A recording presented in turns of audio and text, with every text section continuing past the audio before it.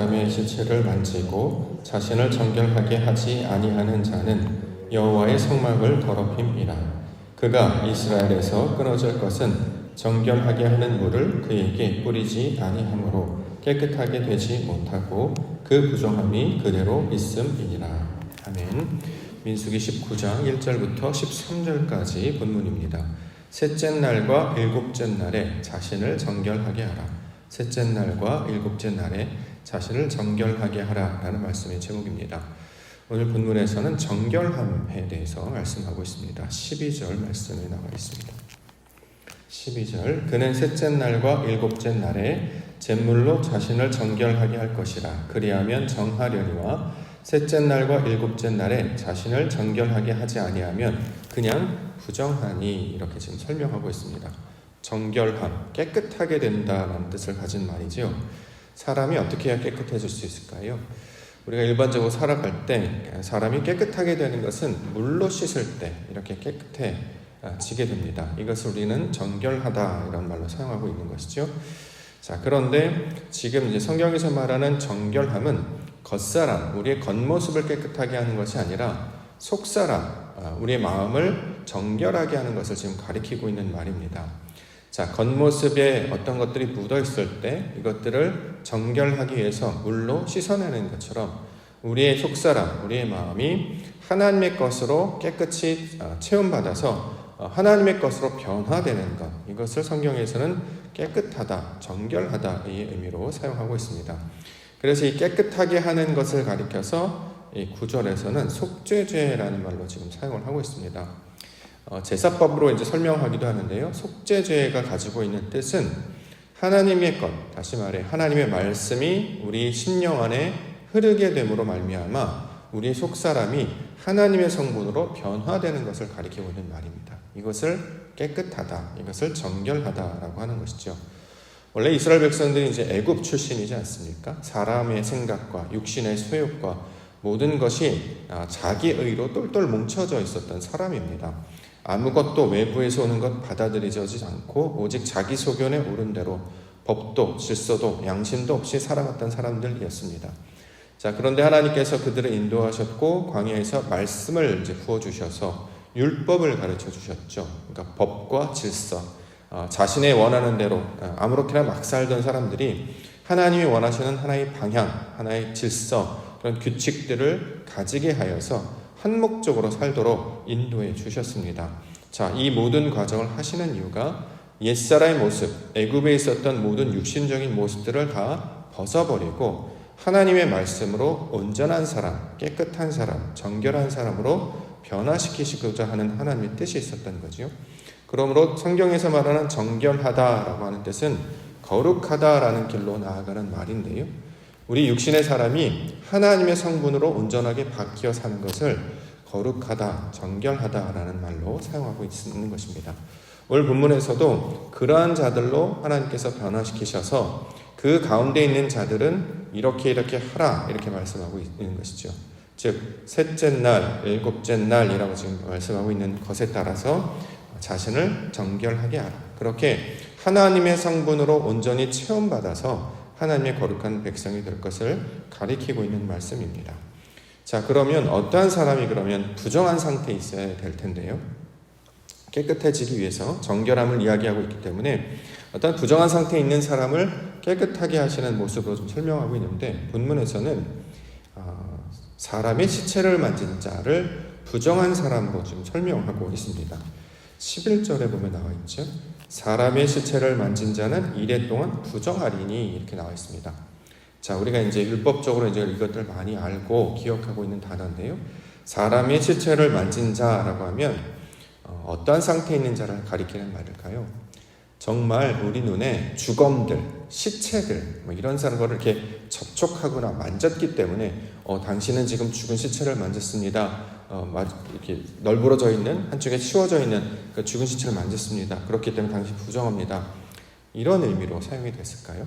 그럼 우리가 좀 이해하기 좀 어려운 단어잖아요. 광야이고 하나님께서 어떻게 하든지 이스라엘 백성들을 살리시고자 인도해 내셨는데 그곳 가운데 시체들과 함께 동행하고 있다거나 왜냐하면 진이 계속 이동하고 있었기 때문에 그 시체를 계속해서 나왔다고 한다고 하면 하나님에 대한 소문이 퍼지지 않겠습니까? 사람을 죽게 하더라. 그들은 시체와 함께 하더라. 이런 말이 되겠죠. 그렇기 때문에 이걸 이해하려면 난해한 구절이긴 합니다만 우리가 이것을 이제 영적인 의미, 진리적인 관점에서 의도를 이해하고 파악하는 걸로 우리가 받아야 할 것입니다. 자, 그렇기 때문에 이제 원문 해석이 필요한데 원문을 이제 해석해 보면 어떤 말로 지금 번역을 할 수 있냐면 지금 사람의 시체를 만진 자는 사람의 영혼이 죽음에 다다르게 되는 것. 사람의 영혼이 죽음에 다다르게 되는 것. 이것을 사람의 시체를 만진 자로 지금 번역을 하고 있습니다. 왜냐하면 사람의 영혼이 죽음에 다다르게 되었다는 건 무슨 뜻이냐면 긍정적인 의미로 사용하는 말입니다. 성경에서는 죽음을 좋은 의미로 사용을 하죠. 그래서 이걸 무트라고 하는 단어 있잖아요. 죽음이 어떤 뜻이냐면 좋은 뜻입니다. 어떤 뜻이냐면 사람의 생명이 끊어지는 걸 말하는 게 아니라 자신의 옛 습관이 끊어지는 것. 옛사람에서 변화되는 것, 그것을 우리 보통 영적인 죽음 이렇게 이야기하는데 그렇게 내 원래 가지고 있는 본성이 죽어져야 새 것으로 변화가 되거든요. 그래서 옛것이 죽어지려고 하는 그 상태를 가리킬 때를 사람의 영혼이 죽음에 다다르게 된다. 자, 이렇게 지금 단어들로 구성하고 있습니다. 여기에서 이제 시체로 번역된 단어가 네페시라는 단어인데 영혼이라는 뜻을 가지고 있거든요. 영혼. 하나님께서 만들어준 성분이에요. 그러나 아직 영이 들어오지 못한, 그러니까 혼만 남아있는 상태를 가리키고 있는 말이죠. 다시 말해 자신이 가지고 있는 그 옛 성품, 육신적인 것들이 끊어지고 하나님 앞에 나아가게 되려고 하는 상태를 가리킬 때 이렇게 지금 표현한다는 거죠. 이것을 어떻게 번역했느냐? 사람의 시체를 만진 자 이렇게 번역했다는 거죠.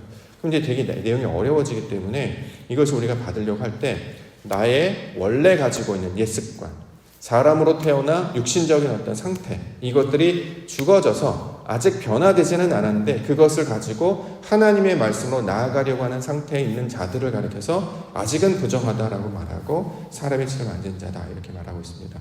자, 이럴 때 하나님께서 어떻게 하느냐? 셋째 날과 일곱째 날에 정결하게 하라. 이 말씀을 주고 있는 거죠. 결론을 먼저 얘기하면 여기서 말하는 셋째 날, 일곱째 날 이렇게 나오면 이제 우리는 이게 뭘 가리키는지를 이해하게 됐습니다. 셋째 날, 창세기 1장에 나오는 셋째 날을 가리키고 있는 말이죠.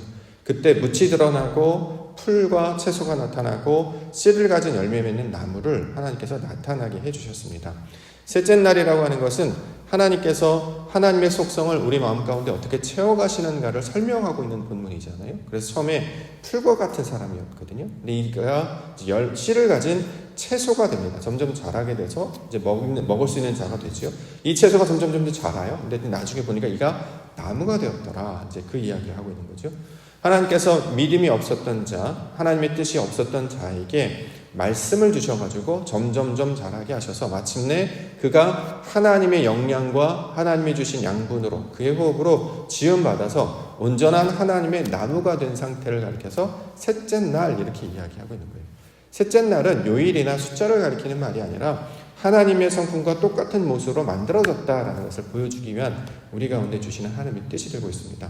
그러므로 시체와 같은 있는 상태가 있었을 때, 육신에 있는 상태가 있었을 때, 풀과 같은 상태가 있는 자가 채소가 되게 하시고 마침내 씨를 맺는, 씨를 가진 열매 맺는 나무가 되게 하시는 모습으로 설명하고 있는 것이 이 본문의 내용입니다. 일곱째 날도 마찬가지죠. 우리가 보통 안식일이라고 말하는 것, 하나님의 말씀으로 우리가 성전이 되어서 그 말씀이 완전히 이루어진 상태를 가리키는 말입니다. 자, 그러한 것이 우리의 이제 궁극적인 목적이 되어야 된다는 거죠. 아직 완전히 조성이 되지 못했을 때, 자, 이러한 모습이 하나님의 것으로 완전히 변화되어야 된다. 이것을 정결하게 하다라는 건데, 그 힌트가 어디에 담겨져 있느냐? 셋째 날, 일곱째 날. 여기서 이제 날이라고 번역된 단어는 원래 하나님께서 사역하시다 이런 뜻을 가지고 있죠. 하나님께서 진리와 영으로 만들어주셔서 빛에 비춰줌으로 하나님의 성분으로 바뀌어지는 것을 가리켜서 이걸 날로 이렇게 번역을 했습니다. 그런데 의미적인 걸 우리가 이해해 본다면 하나님께서 이렇게 풀, 채소, 나무로 만들어 가시는 하나님의 일로, 일곱째 날 하나님의 말씀으로 그의 형상을 닮아 성전으로 완성해 가는 그 모양으로 자신을 깨끗하게 하라, 온전하게 하라 라는 말로 우리가 받을 수 있을 것입니다. 자, 이것을 본문에서는 붉은 암송아지 설명하고 있습니다. 2절과 3절. 여호와께서 명령하시는 법의 윤례를 이제 이르노니 이스라엘 자손에게 일러서 온전하여 흠이 없고 아직 멍에 매지 아니한 붉은 암송아지를 내게로 끌어오게 하고 너는 그것을 제사장 엘르아살에게 줄 것이요 그는 그것을 진영 밖으로 끌어내어서 자기 목전에서 잡게 할 것이다. 자, 붉은 암송아지를 잡는 장면입니다. 이것을 우리가 이제 이해해 봐야 될 것이잖아요. 이제 모양은 붉은 암송아지를 잡아서 이제 번제를 드렸다. 제로 이렇게 자신을 정결케 했다. 여기 이제 전체적인 모양, 그림일 텐데 우리는 그 그림을 따라하는 사람이 아니기 때문에 그렇죠? 붉은 암송아지를 우리가 실제로 어떻게 구해서 잡을 건 아니잖아요. 지금 이 말씀이 구약에 있는 말씀입니다만 진리로 우리가 받아들여서 살아있는 말씀으로 우리가 받아들이려면 이것은 영적 의미를 우리가 이해해서 받아야 된다는 거죠. 이제 붉은 암송아지는 뭘 가리키냐면 시체를 만진 자와 같은 개념으로 우리가 받을 수 있습니다. 불다라고 지금 번역이 되는데 이 불다는 아담을 가리키는 말입니다. 아담도 불다라는 뜻이죠. 근데 철자는 똑같습니다. 그러니까 히브리어는 모음이 나중에 이제 6세기, 7세기에 붙여진 것이고 원래는 자음만 있었잖아요. 그러니까 단어가 나타나면 똑같은 의미로 사용할 수 있는 것입니다. 아담이라는 것이고 암송아지로 번역된 단어는 무슨 뜻이냐면 그 하나님의 말씀으로 열매를 맺어서 바뀌어지는 상태를 가리킬 때 이렇게 암송아지라는 단어로 지금 사용을 하고 있습니다. 이걸 글자로 번역하면 암송아지가 되고 영적 의미로 받아들이면 아담이 조성되어 가는 상태, 열매 맺는 상태를 가리킬 때 이렇게 번역도 할 수 있다는 거죠. 상징적인 의미 되고 있습니다. 그러면 여기서 말하는 이제 붉은 암송아지를 잡아라라고 하는 건 멍에를 매지 않았기 때문에 이게 무슨 뜻이냐면 하나님의 일을 감당하기 직전, 그러니까 애굽에서 나왔는데 아직 지성소에는 다다르지 못하고 성소에 나와 있는 상태. 보통 보면 이제 저희들을 가리키고 있는 말이죠. 하나님의 말씀은 받았지만 온전히 변화되지 못해서 때로는 이렇게 치우치기도 하고 때로는 이것 가운데 감당하기도 하고 그러나 여전히 자신의 육신의 소욕들이 남아있어서 하나님의 말씀을 받지 아니하고 거부하기도 하고 원망하기도 하고 이런 이제 상태를 가리키고 있는 말이죠. 그런 자들에게 어떻게 하느냐?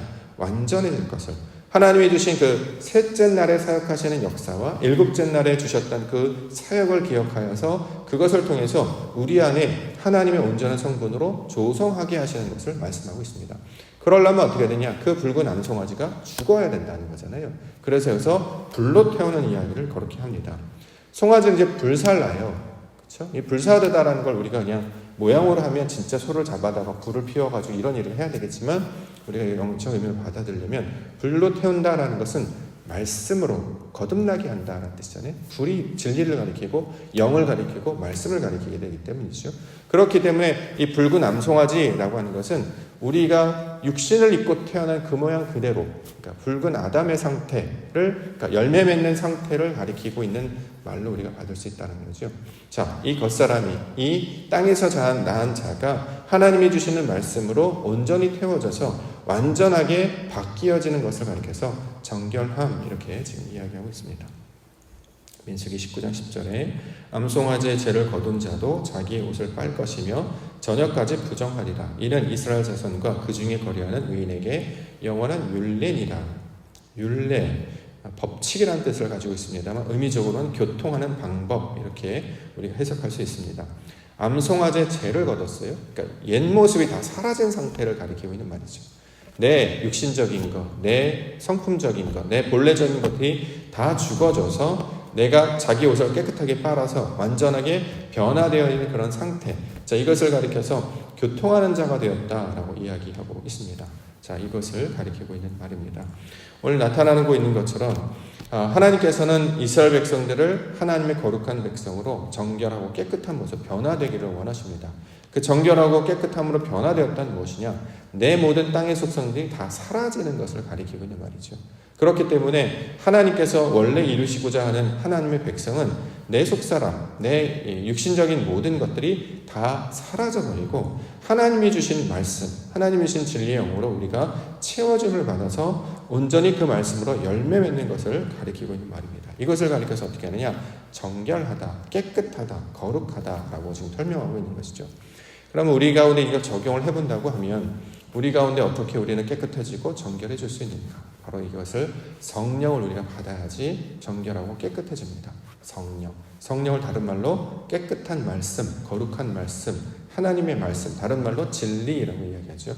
그리스도께서 우리 가운데 전해주시는 그 말씀이 성령입니다. 그리스도로 우리 가운데 들어오시기 때문에 하나님의 거룩한 영, 하나님의 거룩한 말씀이 예수 그리스도를 통해서 우리에게 나타남으로 그가 주신 말씀을 우리 안에 새겨서 채워 넣는 것을 가리키면 이것과 똑같은 모양이 된다는 거죠. 이전에는 제사법 이렇게 모양, 붉은 암송아지를 잡아서 이렇게 하는 모양으로 보여주었는데 그것이 가지고 있는 속뜻은 무엇이냐? 그것이 옛사람이 죽는 것이야. 하나님 앞에 거룩한 백성으로 다시 태어나는 것이야. 내가 가지고 있는 옛 성품들이 불로 말미암아 성령으로 말미암아 다 태워지고 하나님 앞에 아무것도 남아있지 않는 상태를 가서 거룩하다, 깨끗하다, 정결하다 이렇게 말씀하고 있는 것이야. 그러므로 이것을 가지고 정결하게 하라 이렇게 말씀 가운데 우리에게 주시고 있습니다. 우리가 이제 주일을 지나와서 새롭게 한 날을 맞아서 한 주를 시작하는데요. 우리는 어떠한 사람이냐면 옛 성품과 옛 사람 생각들이 다 사라진 상태, 진리의 백성들로 우리를 이 땅으로 살게 하신다는 거죠. 하나님의 말씀으로 채워진 자들이에요. 그래서 신약은 항상 어떻게 얘기하냐면 너희가 거룩하고 사랑받는 자처럼 살아가라 이렇게 이야기를 하시죠. 너희는 그리스도인으로 살아가라. 너희는 구원받은 자로 살아가라. 옛사람과 자신의 생각으로 살지 말고 하나님의 성품과 속성을 부어진 그것을 쫓아 살아가라. 이것을 거룩한 백성, 하나님의 백성, 진리의 백성으로 이야기하고 있는 것입니다. 우리 가운데 요구하시는 것, 하나님의 속성을 닮은 자로 살아갈 것을 말하고 있습니다. 그러면 이전 것은 다 지나가게 된 것이죠. 우리에게 남아있는 것은 무엇입니까? 그리스도 안에서 새로운 피조물로 살아가라. 이것을 정결하게 했다. 이렇게 지금 이야기하고 있는 것입니다. 오늘 우리가 하루를 시작합니다. 어떠한 생각과 어떠한 마음과 어떠한 방향으로 나아가야 될 것인가? 내가 가지고 있는 기본적인 육신으로 가지고 있는 판단, 지혜, 지식, 경험 이것을 가지고 이것과 맞는지 안 맞는지를 판단하고 생각하면서 살아가는 게 아니고 하나님이 주신 성품으로 세팅이 되어 있기 때문에 이것 안에 주시는 것들로 판단합니다. 그렇기 때문에 우리 것은 다 사라졌잖아요. 다 태워졌기 때문에 내 생각은 없는 것입니다. 하나님의 것만이 내 안에 있기 때문에 하나님의 것과 이것이 맞는가를 보면서 나아가는 것. 이것은 이제 영광이라고 이야기하고 하나님이 이루어주신 진리의 길, 생명의 길 이렇게 이야기하는 거죠. 그럼 내 것이 다 사라졌기 때문에 하나님이 펼쳐주시는 새로운 도화지에 그려주시는 모든 것들이 감탄과 감격과 놀라운 일이 될 수밖에 없다라는 것입니다. 마치 세상의 아기가 처음 태어나 빛을 처음 본 것처럼 이 세상에 태어난 뭔가를 처음 보는 것처럼 이전에도 그게 있었어요. 그런데 새롭게 보게 되었죠. 하나님의 눈으로 아버지께서 원하시는 것으로 보게 되었기 때문에 완전히 전혀 새로운 모습으로 보게 되었고 이것을 깨닫게 되었습니다. 그래서 이것을 보고 감탄하고 강배하고 이것을 찬양하는 자가 되는 것. 그래서 고백이 우리 안에 나타나는 것만 보이기 때문에 우리의 어저께 말씀처럼 주밖에 안 보이는 거잖아요. 주님밖에 없사오니가 바로 그거 아니겠습니까? 오늘도 태어난 사람을 통해서 하나님의 얼굴을 본 것과 같사오며 그렇게 되는 거죠. 또 하나님께서 이것들 열어주시니까 무언가 하나님의 뜻이 있군요. 하나님이 새롭게 이끌어주시는군요. 내가 그 길로 나아가겠습니다. 그래서 이제는 하나님의 말씀과 한 걸음 한 걸음 동행하는 자가 되었음을 가르쳐주고 있는 말입니다. 오늘도 나의 어떤 이전 것들, 옛 사람들, 옛 기억들, 옛 과거들 다 사라지고 하나님이 주신 그 약속의 말씀만을 붙들고 살아가시는 우리 거룩하시고 정결하게 만드신 하나님의 거룩한 백성 되기를 원합니다. 그래야 이것이 새 일이 된다는 거죠. 우리는 옛 일을 반복해서 하려고 하는 게 아니라 새 일을 보려고 나아오는 것입니다. 하나님이 이루실 그 일, 하나님께서 사역자가 되시고 예수 그리스도를 통해서 완성하셨던 그 모습이 무엇인지 하나씩 하나씩 깨닫는 것을 우리 가운데 새기도록 알게 하시도록 우리를 불러주셨습니다. 그러면 아버지께서 마침내 완성하시는 그 그리스도의 형상을 닮은 자들로 하나님의 형상을 닮은 자들로 서게 할 것이고 우리 안에 하나님의 영으로 충만한 상태로 우리를 완전케 조성해 가실 줄 믿습니다. 오늘도 하나님의 뜻을 따라서 주께서 새롭게 바꾸어주신 새로운 피조물로 만들어진 그 정체성으로 살아가시기를 원합니다. 하나님은 우리를 향해서 뭐라고 말씀하시냐? 내가 거룩하니 너희도 거룩하라. 너는 나의 백성, 택한 족속이요 왕같은 제사장이다 말씀하고 있습니다. 그러므로 내 안이 깨끗하면 바깥에 아무리 더러운 것들이 있어도 영향받지 않습니다. 내가 온전하면, 내가 내성을 기르고 내가 정결하면 바다의 바닷물이 짤지라도, 세상의 어둠 가운데 있을지라도, 세상에 여러 가지 환난과 풍파가 있을지라도 흔들리지 않게 된다는 거죠. 그렇기 때문에 갈등도 원망도 불평도 하지 않게 됩니다. 하나님의 안식을 이루는 그 일곱째 날의 사람으로 변화되었기 때문입니다. 이것을 기억하고 나아가야 세상에 나아가는 모든 소리와 모든 어떤 우리를 흔드는 것으로부터 우리가 승리하고 이기게 하실 줄 믿습니다. 하나님의 말씀을 따라 오늘도 거룩한 백성으로 세상에 빛을 내고 진리를 드러내며 영광을 드러내는 믿음의 한 날로 살아가시는 우리 믿음의 백성들 되시기를 주의 이름으로 축원합니다.